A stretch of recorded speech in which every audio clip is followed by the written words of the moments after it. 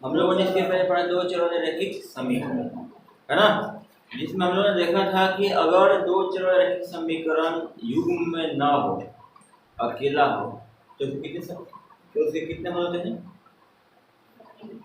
अनंत हो।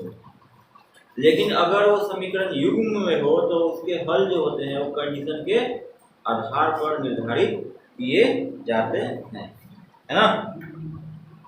मेन चीज ठीक।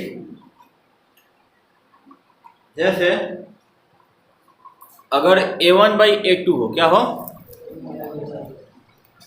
ठीक है, a1/a2 हो और नॉट इक्वल b1/b2 के हो, मतलब a1/a2 नॉट इक्वल b1/b2 हो, जैसे कितने हल होते हैं? एक और केवल एक, जिसको हम क्या कहते हैं? अद्वितीय हल कहते हैं। क्या कहते हैं? बोलो।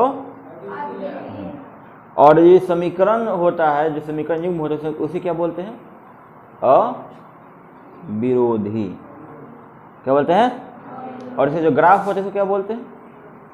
प्रतिच्छेदी। क्या बोलते हैं? लेकिन अगर a1/a2 हो इक्वल b1/b2 हो इक्वल c1/c2 हो तो हलों की संख्या कितनी होगी? अनंत। बहुत बढ़िया, क्या होगी? अनंत। और इसके ग्राफ क्या होंगे? समपाती होंगे। क्या होंगे? समपाती होंगे, है ना। और समीकरण युग्म कैसा होगा? डिपेंडेंट यानी आश्रित होगा। क्या होगा? आश्रित। अगर a1/a2 not a1/a2 equal b1/b2 not equal c1/c2 हो तो इसके एक भी हल नहीं होंगे और समीकरण युग्म जो होगा वो विरोधी होगा और ग्राफ जो होंगे वो समांतर होंगे। ठीक, इसी कड़ी को हम आगे बढ़ाते हुए आ जाते हैं द्विघात समीकरण पे। किस पे आते हैं? द्विघात समीकरण। अब नाम से स्पष्ट है, द्विघात यानी कि वह समीकरण जिसका महत्तम घात कितना हो? 2। कितना हो? तो जिस समीकरण का महत्तम घात 2 हो हम उसे द्विघात समीकरण कहते हैं। क्या कहते हैं? क्लियर है ना। अब ये द्विघात समीकरण है, इसमें इसके हलों को हम शून्यक नहीं मूल कहते हैं। क्या कहते हैं? मूल कहते हैं। क्या कहते हैं? लेकिन द्विघात बहुपद में इसको क्या कहते थे? शून्यक कहते थे। थोड़ा सा मतलब ज़्यादा दिक्कत नहीं है, कोई दिक्कत नहीं है ना। इसमें क्या कहते हैं? मूल। अंग्रेजी में इसको हम कहते हैं रूट। क्या कहते हैं? रूट। तो दिक्कत यानी कि अगर कोई भी समीकरण ax² plus bx plus c बराबर 0 where a not equal to 0 हो, b एंड c में भी 0, कोई दिक्कत नहीं है, बट a नॉट इक्वल ठीक है, a को बस 0 नहीं होना चाहिए। b और c 0 होता है तो भी हमें कोई दिक्कत नहीं है, बस a बेचारा 0 नहीं होना चाहिए। तो इसको हम क्या कहेंगे? द्विघात समीकरण। ठीक है, कारण क्या है कि a 0 नहीं होगा। देखो अगर a 0 होता है तो 0 into x² plus bx plus c बराबर 0, ये तो खत्म हो गया। क्या मिला? कोई मुझे बताओ ये कौन सा समीकरण है? रैखिक समीकरण। क्या है? रैखिक समीकरण। लेकिन हम पढ़ क्या रहे थे? खत्म हो गया ना। इसीलिए माना किया जाता है कि ax² bx प्लस c बराबर 0 में a नॉट इक्वल टू 0 होगा, है ना। ठीक है, a नॉट इक्वल 0। b और c अगर हो भी जाए तो हमें कोई फर्क नहीं पड़ने वाला है। ठीक है, कोई दिक्कत है? अब चूंकि घात जब इसके पावर 2 है तो इसके आंसर भी कितने होंगे? 2 होंगे। कितने होंगे? तो इसके आंसर को हम बोलते हैं क्या? मूल। क्या बोलते हैं? मूल। क्या बोलते हैं? मूल। अंग्रेजी में क्या बोलते हैं इसको? रूट बोलते हैं। क्या बोलते हैं? रूट, है ना। हम द्विघात समीकरण के मूलों को 3 तरह से निकाल सकते हैं। पहला, साधारण गुणनखंड विधि से, मतलब बीच के जो भाग होंगे उसको तोड़ेंगे, है ना, और कॉमन निकाल देंगे, जो हम लोग करते आए हैं, शुरू से ही करते आए हैं, क्लास 7 से हम लोग ऐसे करते हैं। दूसरा विधि है वर्ग पूरा करके, स्क्वायर में बदल कर, किसमें, स्क्वायर में बदल कर। और तीसरा है जो हमारे भारत के एक महान वैज्ञानिक श्रीधराचार्य पे है, उसे हम कहते हैं श्रीधराचार्य विधि। क्या कहते हैं, श्रीधराचार्य विधि। और इसी को हम कहते हैं क्या, द्विघात सूत्र। क्या कहते हैं, द्विघात सूत्र। तो इस तीन तरह से हम करके इसका आंसर निकाल सकते हैं। तो दिक्कत यहाँ तक किसी को याद रहेगा? चलिए तो लिखिए द्विघात समीकरण। द्विघात समीकरण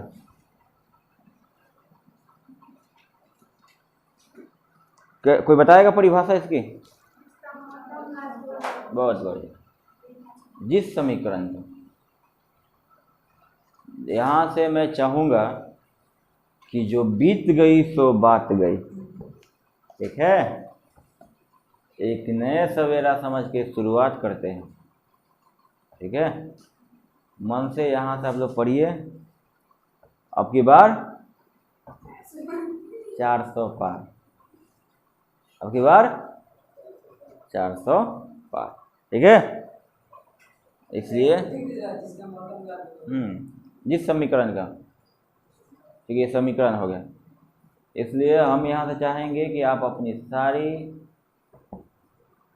अनवांटेड चीज़ें जो आप करते आ रहे हैं अभी तक, वो सबसे बचे, अपने समय का पूर्ण सदुपयोग करें, ठीक है।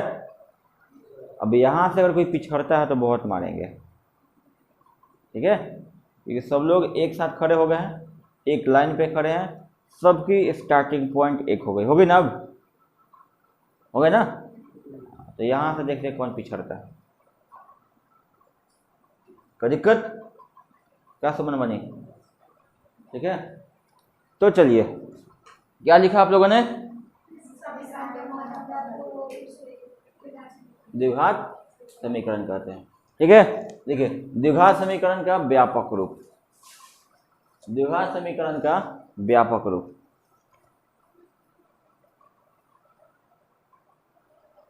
द्विघात समीकरण का व्यापक रूप।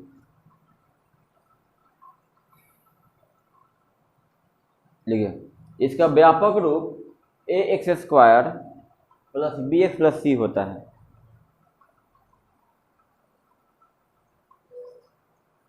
ax² plus bx plus c होता है, ठीक है, जहाँ a नॉट इक्वल 0 होनी चाहिए, जहाँ a नॉट इक्वल 0।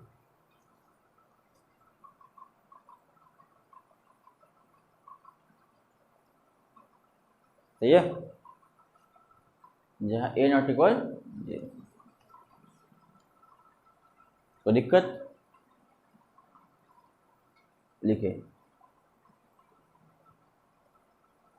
बोले द्विघात बहुपद के मूल, द्विघात बहुपद के मूल,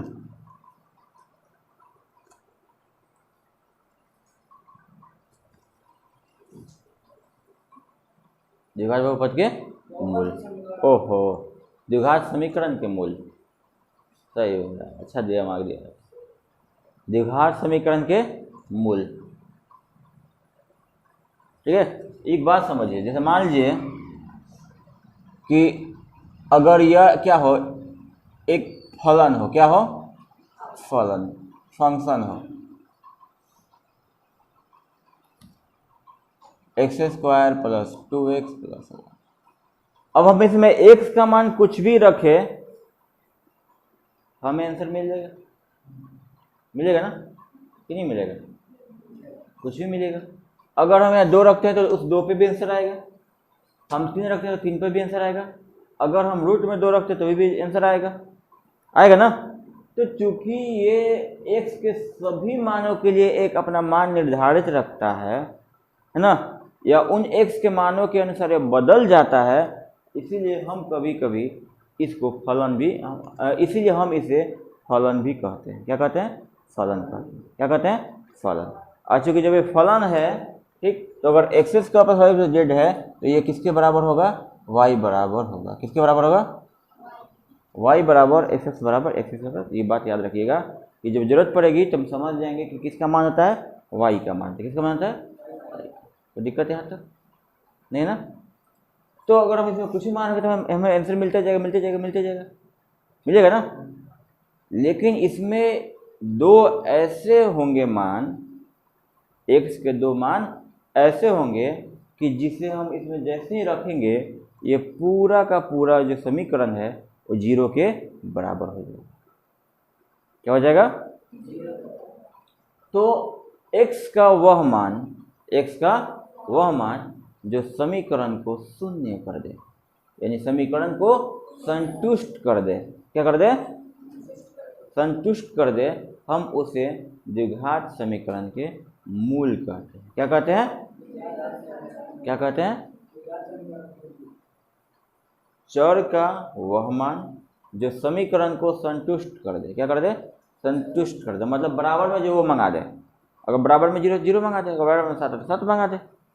ठीक, तो द्विघात समीकरण में चर का वह मान जो समीकरण को क्या कर दे? संतुष्ट कर दे, उसे हम उस समीकरण का मूल कहते हैं। क्या कहते हैं? मूल। लिखिए, द्विघात समीकरण का मूल।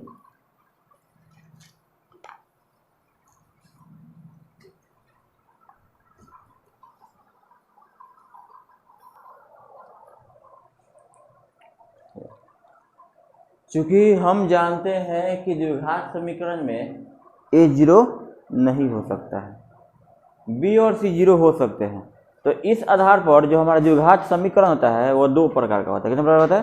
दो।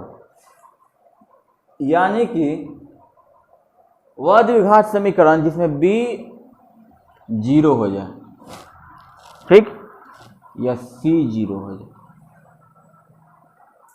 ठीक है ना।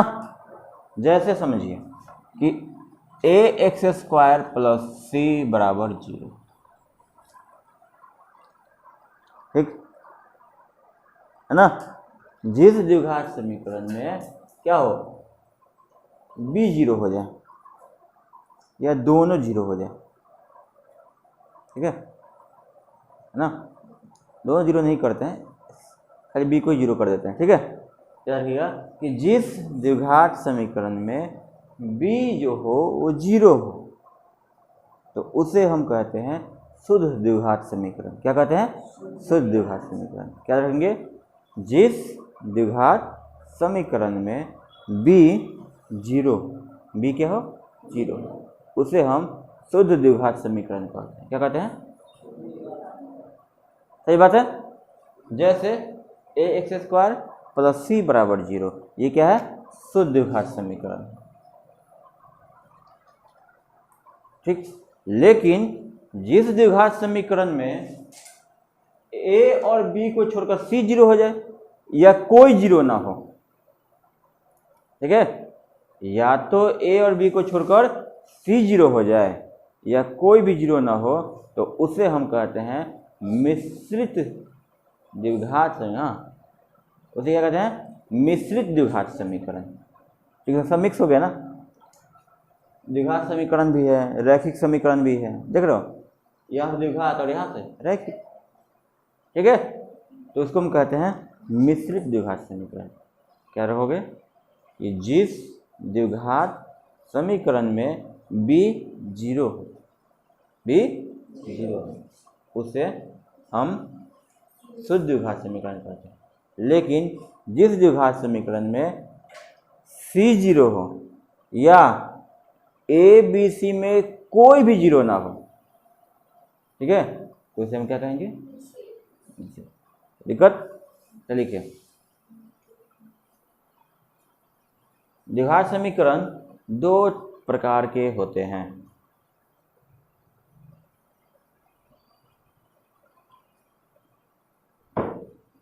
द्विघात समीकरण दो प्रकार के होते हैं।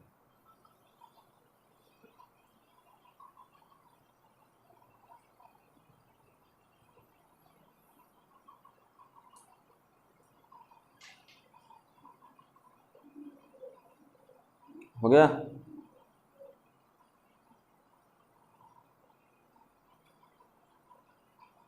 लिखिए,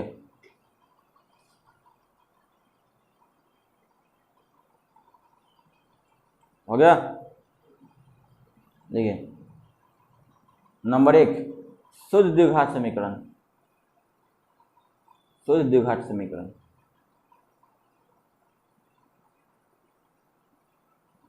बोले,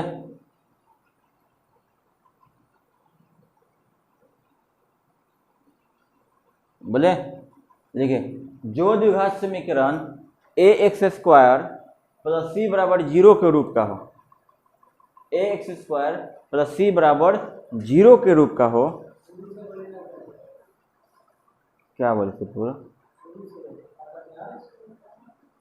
जो द्विघात समीकरण A X square plus C बराबर 0 के रूप का हो, ए एक्स स्क्वायर प्लस सी बराबर 0 के रूप का हो,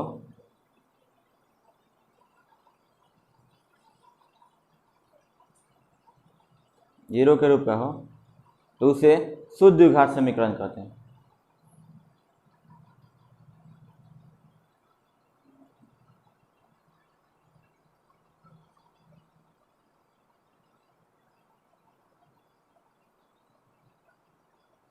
तो इसे शुद्ध द्विघात समीकरण कहते हैं।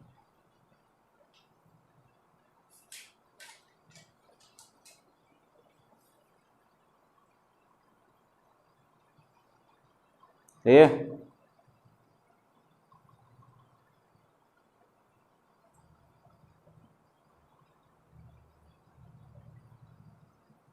सही है? जैसे जैसे एक्स स्क्वायर प्लस 4 बराबर 0। ओहो, सही है?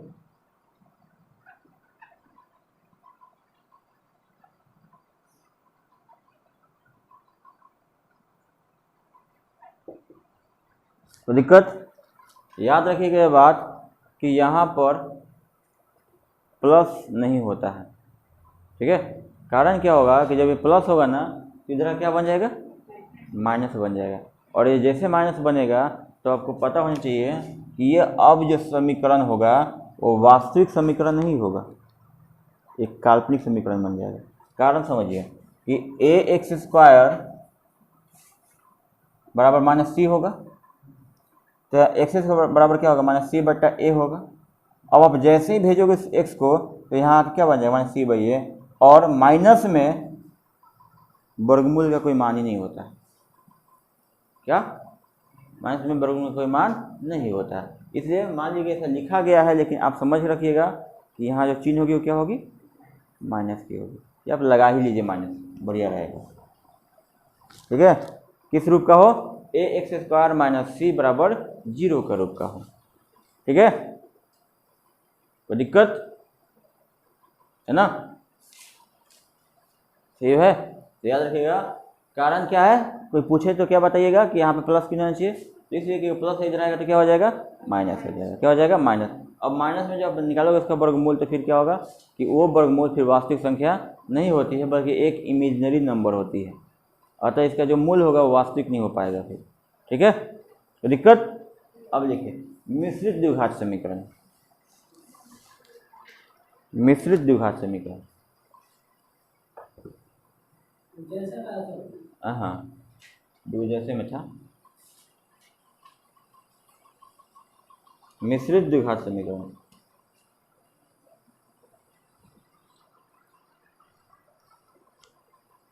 मिश्रित द्विघात समीकरण।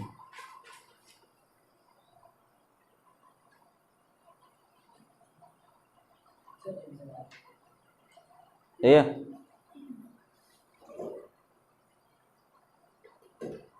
लिखिए, जो द्विघात समीकरण A X square plus B X plus C या सी बराबर 0 या A X square plus B X बराबर 0 के रूप का हो, जो द्विघात समीकरण A X square plus B X plus C बराबर 0 या A X square plus B X बराबर 0 के रूप का हो, 0 के रूप का हो, उसे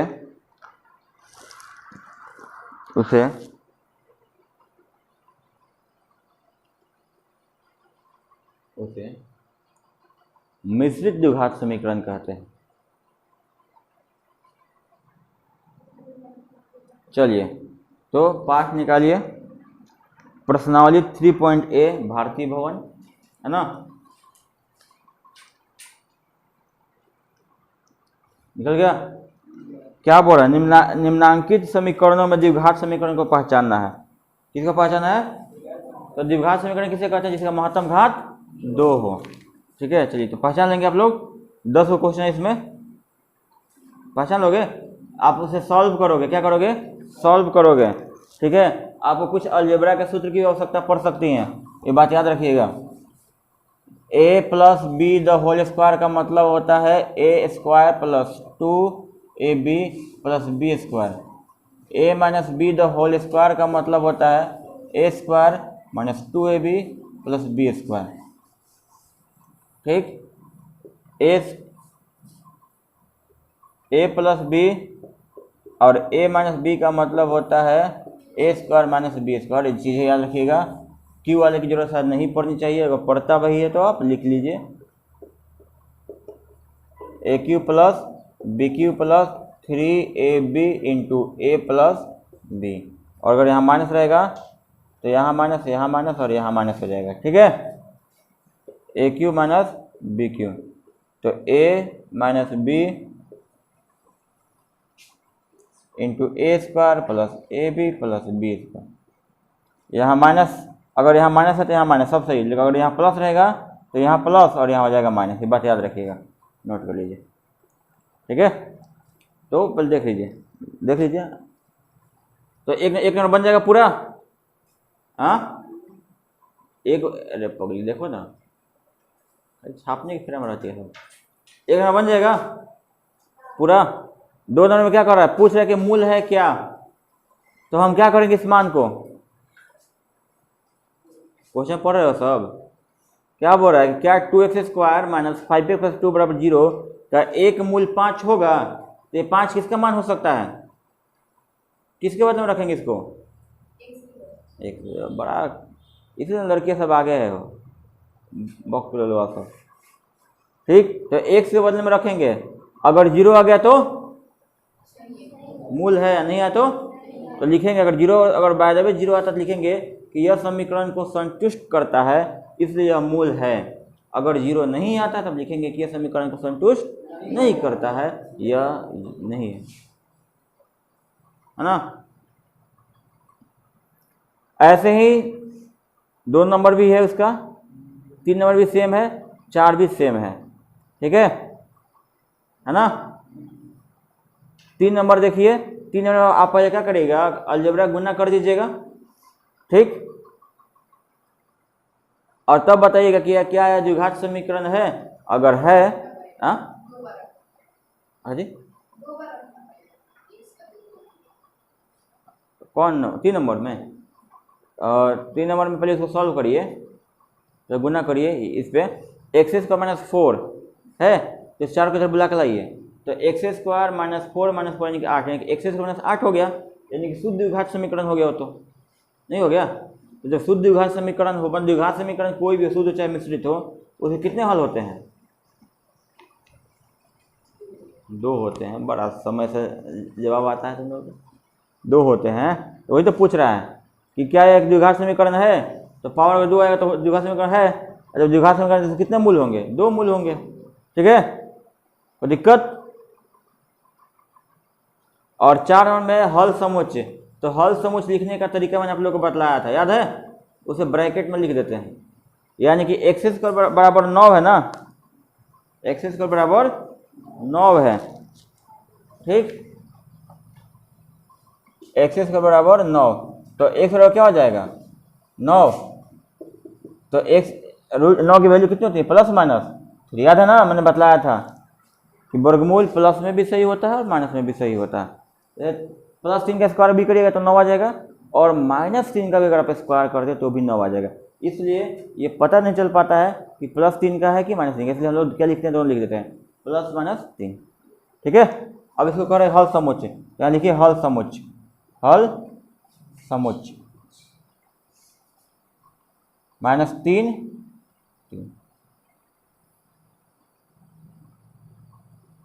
ऐसे ऐसे ऐसे रख लीजिए, बुझा। इसे लिख दीजिए ब्रैकेट में, तो क्या बन जाएगा हल समुच्चय बन जाएगा। तो दिक्कत है यहाँ तक। तो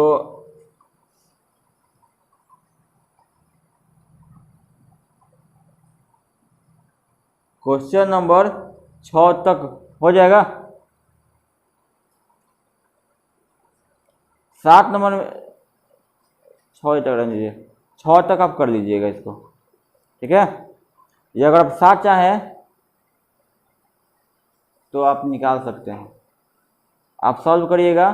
अगर वो संख्या बट्टा में आती है या बट्टा में नहीं भी आती है, संख्या आती है तो परिमेय संख्या कहलाएगी, सिर्फ रूट नहीं आना चाहिए। तो भी बतलाना कि इसमें कौन कौन परिमेय संख्या होकर समुच्चय होंगे।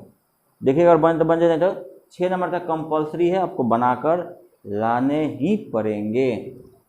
ठीक है, नहीं तो फिर हम आपका कीमा बना देंगे क्या। ठीक है, युवराज छूट गया तो हम नहीं छोड़ेंगे तुमको। ठीक है, इसलिए 6 तक बनना चाहिए, कुछ नहीं है इसमें। ठीक है, तो चलिए फिर मिलते हैं अगले क्लास में। ठीक है।